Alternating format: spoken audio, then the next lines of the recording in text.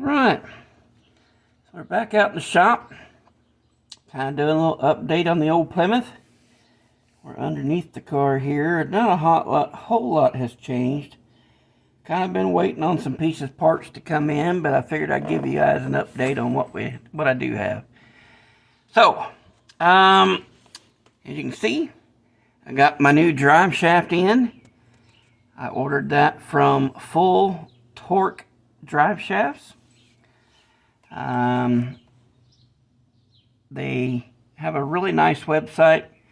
I emailed them and asked them a few questions, and you tell them what rear end you're using in your vehicle, what the application's for, and what transmission you're running, what splines, what yoke you need, if you need a flange or what you have going on, and give them a measurement. And it took me, I think, about a week and a half to get the drive shaft, and it came all painted. You can't really see it very well. There's a sticker. They've got a nice sticker on it with their logo. It's balanced, and it has all new U-joints, new flange, new slip yoke, and it fit perfect. So my drive shaft cost me, it's steel. I think it was 3-inch or 3.5-inch steel tube. I can't remember. But it cost me $525 shipped. They don't charge any shipping, but that's kind of included in the price of the drive shaft. So, yeah, that fit perfect.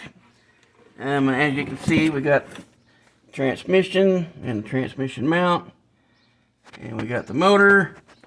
And I've been working on trying to get this rack and pinion figured out. It's kind of just hanging in midair at the moment. What I'm trying to figure out is what to do here.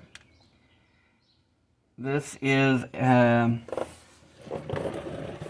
rack and pinion, a power rack and pinion at that. And here I was hoping not to have to do any of this, but I had to cut the original steering out in order to fit the motor in here because it's in the way, or it was in the way.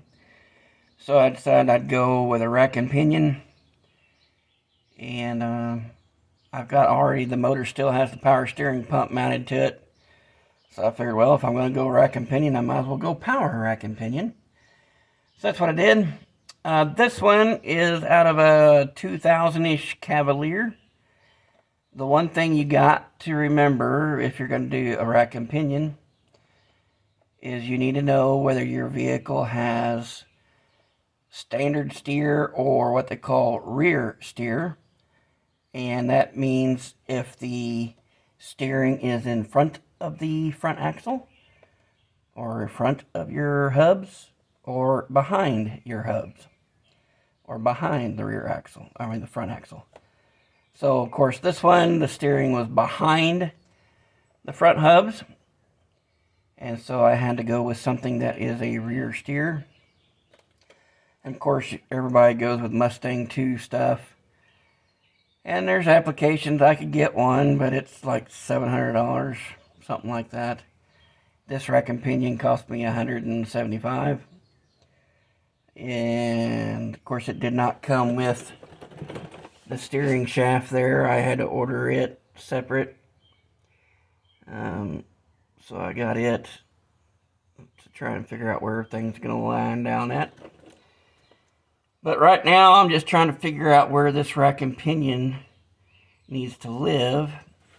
And as you can see, I have my motor mounts. Let's go on this other side. Maybe I can see it better. The motor mount cross member is that black tube that comes down under the motor.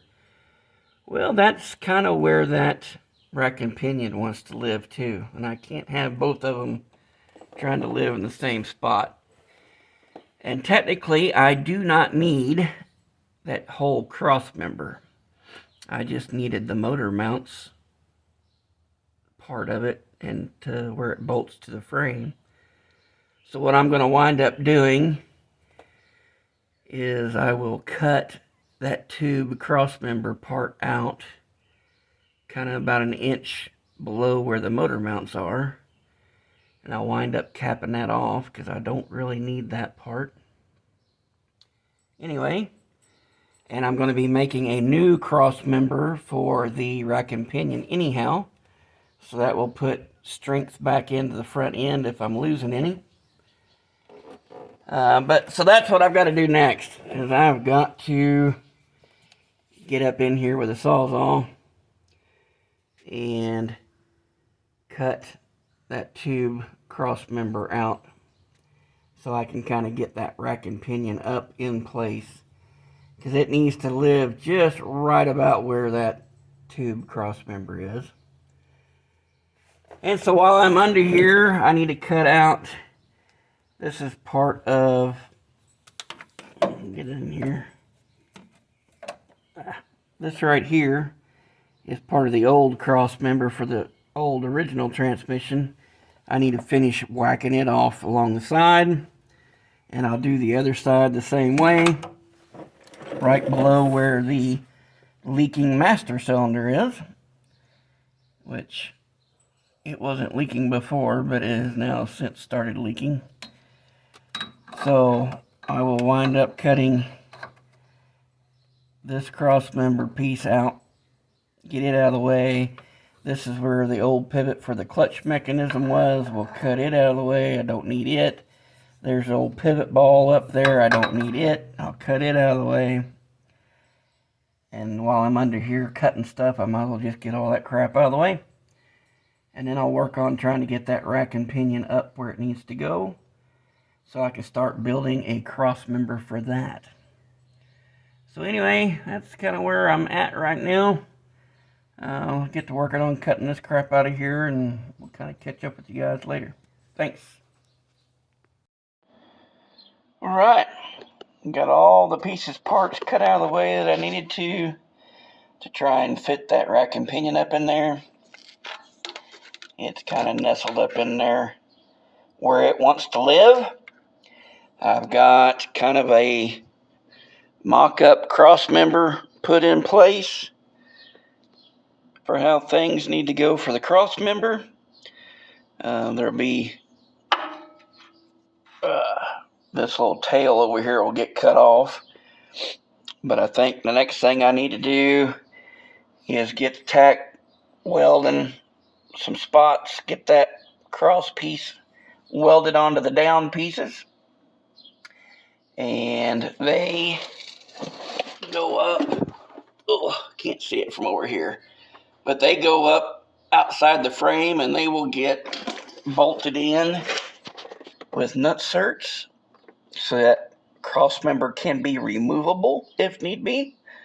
I don't want to weld it in completely, because I would like to be able to take it out if I need to for some silly reason. But anyway, that's kind of where we're at now. I'm going to call it quits for this weekend. Like I said, the next time I get out here, I will get tack welding this cross piece in and get it back down out of there. I've already got measurements for the mounting tabs for the rack and pinion. The rack and pinion has 2 mounting bolt holes on it, and I've got locations made and measurements for the tabs that need to weld to this cross member for that. And so I'll get those welded on while I've got it out, and we're getting closer.